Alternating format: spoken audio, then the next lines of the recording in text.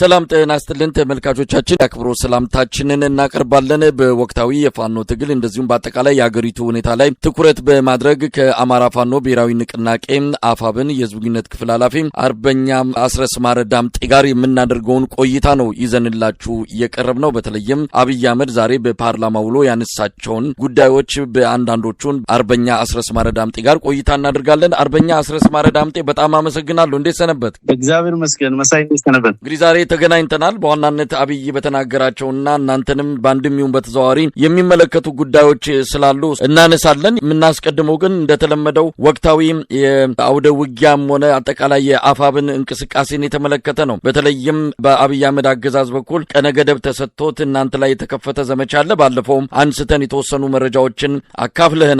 አሁን ምን ላይ ነው ያለው? እንደው ይሄ ዘመቻ እያሉ በየጊዜው የሚነሳው ነገር ተሳክቶላችኋል? እንደተመኙት እንዳቀዱት እንዳሰቡት እየደላቸው ነው? ምን ላይ ይገኛል? እንደው በአጠቃላይ አመሰግናለሁ መሳይ። እንግዲህ ፋኖ ትግል ከጀመረ ጊዜ ጀምሮ የአብይ አህመድ አገዛዝ ጦርነቱን ለማሸነፍ ያልሞከረው ነገር የለም። በምድርም በሰማይም በማንኛውም መንገድ ሁለንተናዊ ጦርነትን በህዝባችን ላይ በማወጅ በርካታ አውደ ውጊያዎችን ሲያደርግ ነው የቆየው። በርካታ ሙከራዎችን ሲያደርግ ነው የቆየው። ይህ ጦርነት በጀመረበት ወቅት የነበሩት 5 ወይም 6 እዞች አሁን ወደ 12 11 እዞች አድገዋል። በየአመቱ 2 እዝና እንደዛ እያዋለደ ቢቀጥልም የደሃ ልጅ እየሰበሰበ በየተራራው በየሸለቆ ቢማግድም አብዛኛው ምርኮኛ እየሆነ ከፊሉ እየከዳ የወገንን ኃይል እየተቀላቀለ ሌላው ደግሞ እየተደመሰሰ የፋኖ ሰራዊት ደግሞ በመሳሪያም በሰው ኃይልም የበለጠ እየጎለበተና እየዳበረ ነው የሄደው። አሁን ሰኔ መጨረሻ ላይ ነው ያለ ነው። በተለይ በዚህ ወቅት ደግሞ ዋናው የክረምት ጊዜ ከመግባቱ ቀደም ብሎ ፋኖን ባለበት ኮንቴን ለማድረግም ሆነ ሲግኒፊካንት የሆነ ጉዳት በሰራዊታችን ላይ ለማድረስ አስቦ በረጅም ጊዜ ዝግጅት ከባባድ ዘመቻዎችን ሞክሮ ነበረ በተለያዩ አካባቢዎች። ሁሉም የሰኔ ዘመቻዎች ተሽፈዋል። ያውም በመልሶ ማጥቃት ኮሎኔሎችን ጨምሮ በርካታ ከፍተኛ መኮንኖችን ያጣበት በብዙ ቦታ በተከታታይ ድሽቃና ሞርተርን ጨምሮ የቡድን መሳሪያዎችን ተተኳሾችንና አይነት ወከፍ መሳሪያዎችን የተማረከበት ወቅት ላይ ነው የምንገኘው። ከሰሞኑ ደግሞ ወደ ሰሜን ኃይል አንቀሳቅሳለሁ በሚል ምክንያት በየወረዳው እና በየዞኑ አድማተናና የሚሊሻ አባላትን እየጠረነፈና እየሰበሰበ ነው የሚገኘው አገዛዙ። በዚህ ምክንያት በበርካታ ቦታዎች የተሰባሰበ አድማተናና ሚሊሻ እየከዳ የወገንን ኃይል እየተቀላቀለ ነው። አልፎ አልፎ ይሄንን ድርጊት ለማስቆም ያገዛዙ ሰራዊት ሚሊሻና አድማተናውን በመረሸን ላይ ነው የሚገኘው። በአጠቃላይ የሰኔው ዘመቻ ሙሉ በሙሉ ጠላት ያቀደው የሰኔው ዘመቻ እንደሌሎቹ ዘመቻዎች ሁሉ ከሽፏል ማለት ነው። አርበኛ አስረስ እዚህ ወቅታዊ የትግል እንቅስቃሴያችሁ ላይ በተለይ ከእናንተ አሁን 3ኛ ዓመታችሁን ልትደፍኑ ነው። በዚህ በ3ኛ ዓመታችሁ ላይ እስካሁን የመጣችሁበት ጉዞ ምናልባት በወታደራዊ እይታ ከታየ በወታደራዊ ቁመናና በወታደራዊ ስኬት ከታየም በእርግጥ በርካታ ነገሮችን መዘርዘር ይቻላል። እነዚህን ነገሮች ግን በፖለቲካዊ ድል መመንዘር አልቻላችሁም። ፖለቲካዊ ድሎች ቢታጀቡ የበለጠ የፋኖ ቁመና ዘለግ ያለ ይሆን ነበረ የሚሉ አስተያየቶች ከየአቅጣጫው ነው የሚሰጡት። ምናልባትም ወታደራዊ ቁመናችሁም ከዚህ በኋላስ እንዴት ይሆናል የሚለውም እንደዚሁ በተጓዳኝ የሚነሳ ሆኗል። እንደው እዚህ ላይ አስተያየት መስጠት ይቻላል። ትልልቅ ወታደራዊ ድሎችን እንሰማለን፣ ግን በፖለቲካ የታጀቡ የታሰሩ ስላልሆኑ ብዙም ርቀት በስኬት ደረጃ እየታየ አይደለም። ይሄንን እንዴት ገምግማችሁ ምን ልታደርጉ ሳስባችኋል? በዚህ አስተያየት በመሰረታዊነት አልስማማም መሳይ። የፖለቲካዊና ወታደራዊ ድሎች ተነጣጥለው የሚታዩም ተነጣጥለው የሚተነተኑም ጉዳዮች አይደሉም። ፍጹም ተያያዥ የሆኑና አንድ አይነት ጉዳዮች ናቸው። ለምሳሌ የድርጅታችን መመስረት፣ እንደ ድርጅት ውጊያ ማድረጋችን፣ እንደ ተቋም ህዝብ መድረኮችን መፍጠራችን እና ሌሎች እንቅስቃሴዎችን ማድረጋችን በራሱ ፖለቲካ ነው። ትምሪት እየወሰደ በየቦታው ህይወት እየገበረ ያለው ሰራዊታችንም የፖለቲካ ስራችን ውጤት ነው። የሚሞትለት ዓላማም ፖለቲካዊ ግብ እና ተልዕኮ ያለው ነው። ትግላችንም ፖለቲካ መር የትጥቅ ትግል ነው የምናደርገውና ይሄ ተነጣጥሎ የሚታይ ነገር ስላልሆነ እንደው አስተያየቱም ላይ አልስማማም። ሁለቱ ተያይዘው እየቀጠሉ ያሉ ሂደቶች ናቸው ማለት ነው። ለምሳሌ እያንዳንዱ የሚገኙት ወታደራዊ ድሎች የድርጅታችንንና የሰራዊታችንን በአጠቃላይ በቀጠናው ያለውን ተሰሚነት በእጅጉ የሚጨምሩ ቅቡልነቱን ከፍ የሚያደርጉ ናቸው። አፍተሮል ፖለቲካ ማለት ያው ህዝብን ለተመሳሳይ ዓላማ በተመሳሳይ መንገድ ማንቀሳቀስ ማለት ነው። ያንን ደግሞ በሚገባ እየተገበር ነው እስከሆነ ድረስ ወታደራዊ ድሉ ሞቋል፣ ቀዝቅዟል፣ ፖለቲካዊ ድሉ በዚህ መንገድ ነው የሚለው ከመሰረቱ አስተያየት አሰጣጡም ተገቢነት አለው ብዬ አላምንም። ስለዚህ አንድ ጠላት በገደልን ቁጥር አንድ የሆነ ፖለቲካ ዓላማ እያሳካን እንደሆነ ነው የምናምነው በእኛ በኩል። ሳይንሱም እውነታውም እሱን ነው የሚያመላክተው። ስለዚህ አንድ ወታደራዊ ድል ባገኘን ትይዩ ፖለቲካዊ ድል ተገኝቷል ማለት ነው። በዛ ልክ ነው የእያንዳንዱ ውጊያ የሚገኝ ድል ተደምሮ ነው ወደ ስትራቴጂክ ድልና ወደ መጨረሻው ድል የሚወስደን። ስለዚህ በዛ መንገድ ነው መታየት ያለበት። ስለዚህ ፖለቲካዊ ድሉም በተመሳሳይ እንደቀጠለ ነው ማለት ነው። እንደው ለአብነት ለማንሳት ያልነው ብልጽግና ከህወሓት ጋር በነበረው ጦርነት ወቅት ላይ ያው በወታደራዊ እንቅስቃሴውም ደግሞ በወታደራዊ ተልእኮዎቹ ብዙ ስኬቶችን አግኝቻለሁ ብሎ ነገር ግን ፕሪቶሪያ ከሄደ በኋላ ዛሬም አብይ አህመድ ሲገልጸው ነበር ተሸናፊና አሸናፊ የተደራደሩበት መድረክ ነበረ የሚል ወይም ደግሞ የተወያዩበት መድረክ ነው ብሏል። ነገር ግን አብይ ያንን የወታደራዊ ድል በፖለቲካ ወይም በዲፕሎማሲያዊ ትከሻ ለክቶ የሄደ ባለመሆኑ ውጤቱን እያየነው ነው። አሸናፊም ተሸናፊም የሌለበት ሁለቱም በኪሳራ ሂደቱን የቀጠሉበት ሁኔታ ነው ያለውና አንዳንድ ጊዜ ወታደራዊና ፖለቲካዊ ድሎች ተነጣጥለው የሚታዩበትም ጊዜ አለ። ወታደራዊ ድሎች የመጨረሻ ስኬት አያስገኙም። በፖለቲካ ማሰሪያ በዲፕሎማሲ በውይይት ማሰሪያ ካልተበጀላቸው በስተቀር ወታደራዊ ድሎች ብቻቸውን የፖለቲካ ቁመና ያስገኛሉ ብሎ ድምዳሜ መስጠት ይቻላል። እንግዲህ ቅድም ያነሳው ነገር አሁን ያላለንበት ሁኔታ ቀጥተኛ ምሳሌ መሆን የሚችል ነው ብዬ አላምንም። እንግዲህ በወታደራዊ ጉዳዮች ያሸነፍከው አጀንዳ ወይም ድል ማድረግ የምትችልበትን አጀንዳ በድርድር ወይ በሌላ መንገድ ሉዝ ልታደርገው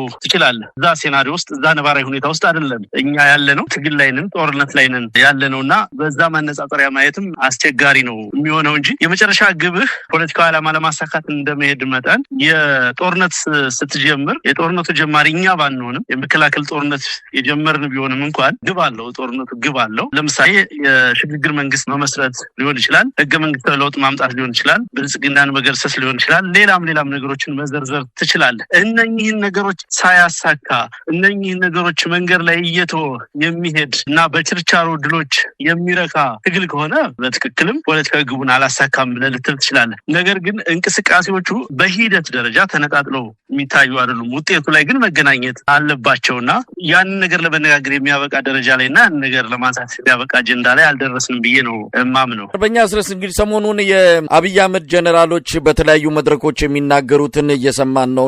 ጀነራል አለምሸት ደግፌ፣ እነ ማመር ተሰማ እንዲሁም በቅርቡ ፊልድ ማርሻል ብርሃኑ ጁላ የተለያዩ ነገሮችን አንስተዋል። ምናልባት የሚያነሷቸውን ነገሮች በአንድም ይሁን በሌላ እናንተን ስማችሁን ጠርተው ባይገልጹም ተላላኪ፣ ባንዳ፣ ቅጥረኛ በሚሉ ቃላት እየገለጹ አንዳንድም ጀነራል አለምሸት በቀጥታ ስማችሁንም እየጠሩ ሚናችሁ ተልኳችሁ የሌሎችን አጀንዳ ማስፈጸም እንደሆነ አድርገው ይገልጻሉ።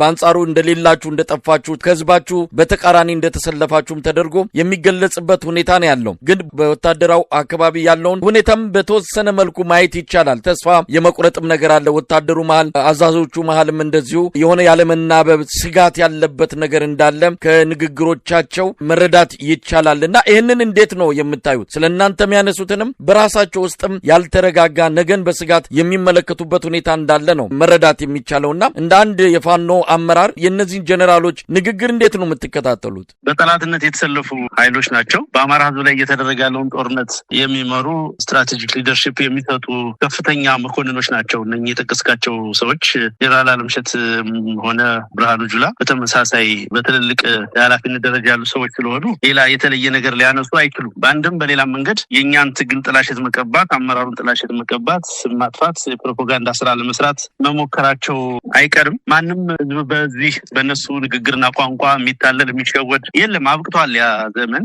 ምልብ ባላቸው ስታተስ ልክ የሚናገሩት ነገር ዋጋም ወይ ቫልዩ ያለውም አይደለም። እውነት ለመናገር ከብልጽግና ሰዎች ባህሪ ወይም እነኚህ ሰዎች በተደጋጋሚ ከተናገሩት ነገር በየቀኑ የሚናገሩት ሳራምባና ቆቦ የሆነ ፍጹም ተቃርኖ ውስጥ ያለ ንግግር ነው የሚገልጹት። ሙሉ በሙሉ አመኔታን አጥተዋል። በሌላ በኩል ግን ጦርነቱ በእጅጉ እንደታከታቸው፣ እንደደከማቸው፣ እንደሰለቻቸው ደግሞ በድፍረት ገልጸዋል። ሁለቱም በርስ በርስ ጦርነት እየደማች ነው፣ ከፍተኛ ችግር ውስጥ ነው ያለችው፣ ሰራዊቱ ሰልችቷል የሚሉ ንግግሮችን በይፋ መግለጻቸው በመሬት አልተሰማም። ይሄ በራሱ የሚያመላክተው ነገር ደጋግመን እንደገለጽ ነው የብልጽግና ሰራዊት የሚያደርገው ጦርነት ምንም አይነት ፖለቲካዊ ዓላማ የሌለው ወደ ራስ ህዝብ ላይ የሚተኮስ ወይም የሀገሪቱን ብሔራዊ አጀንዳም ለማስከበር ወይም ሌላ ጥቅም ለማግኘት የማይደረግ ሙሉ በሙሉ የሽብር እና የቀውስ ባህሪ ያለው ውጊያ እያደረጉ መሆናቸውን የሚያመላክት ነው። ምክንያቱም ዓላማ ቢኖረው ሰራዊቱ የታወቀ ህዝባዊ ዓላማ ቢኖረው ኖሮ የተመሰረተበትን የተቋቋመበትን በህገ መንግስት የተጠቀሰውን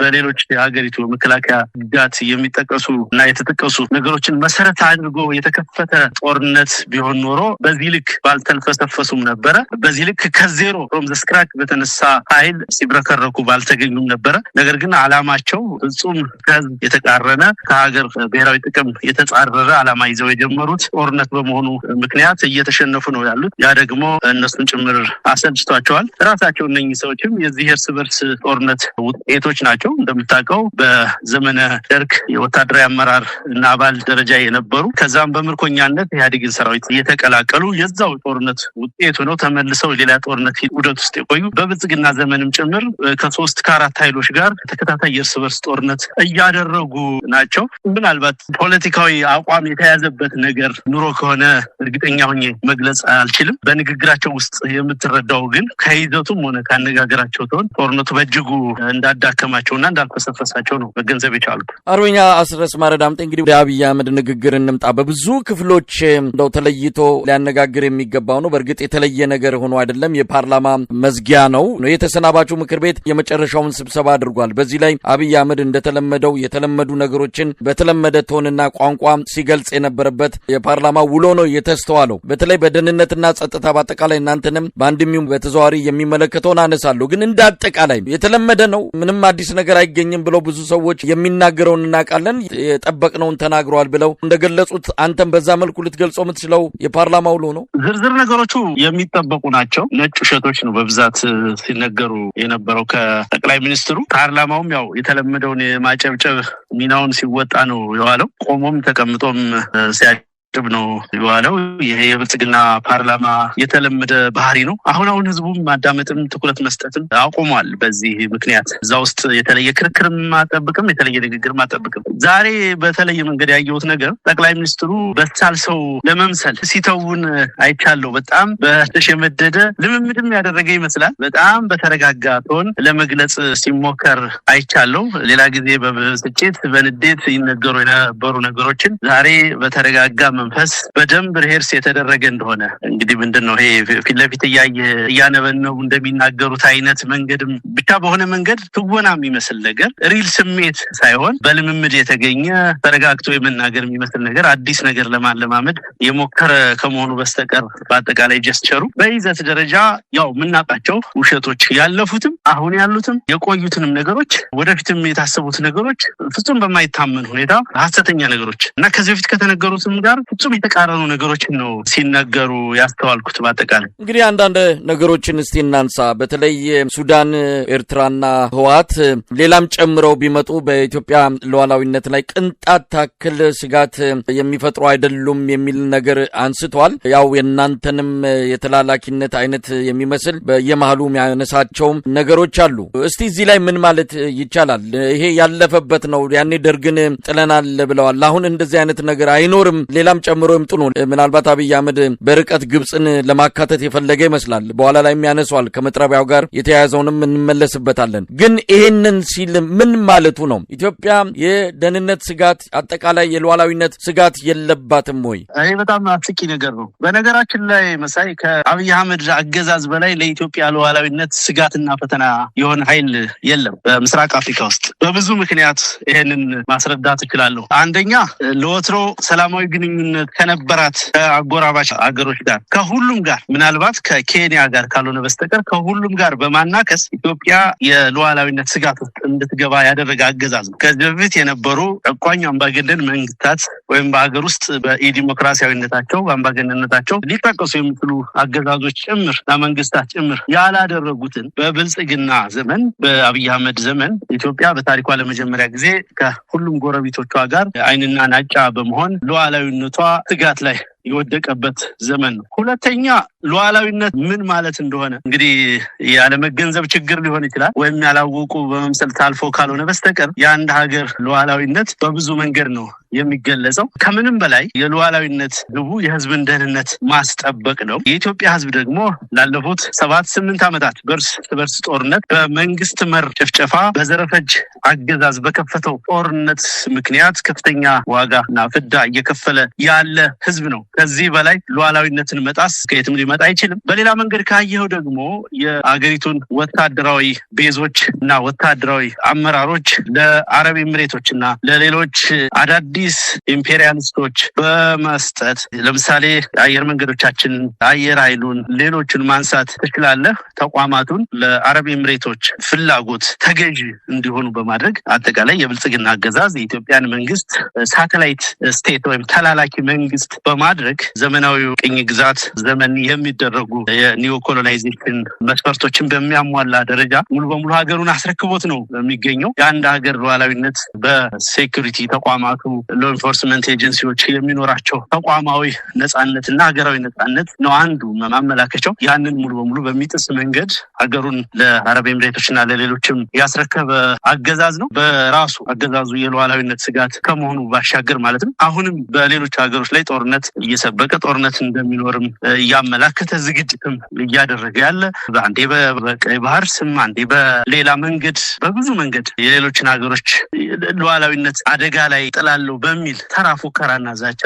በተግባር ሊደረግ በማይችል ወይም ሊያደርገው ባልተዘጋጀበትም ሁኔታ ጭምር ኢትዮጵያን ኮሳሳ ሀገር ያደረገ አገዛዝ ነው ያገዛዝና ከዚህ በላይ ኢትዮጵያ ሉዓላዊነት ምንም ሊደረግ አይችልም። ይሄ መሬት ላይ ድንበሯ መደፈሩ አንድ ወረዳ ተቆርሶ ሄዱ ሌላው ነገር በሱዳን ጋር ያለው በጋምቤላ በኩል በደቡብ ሱዳን ያለው ሌላውን ልናነሳ እንችላለን።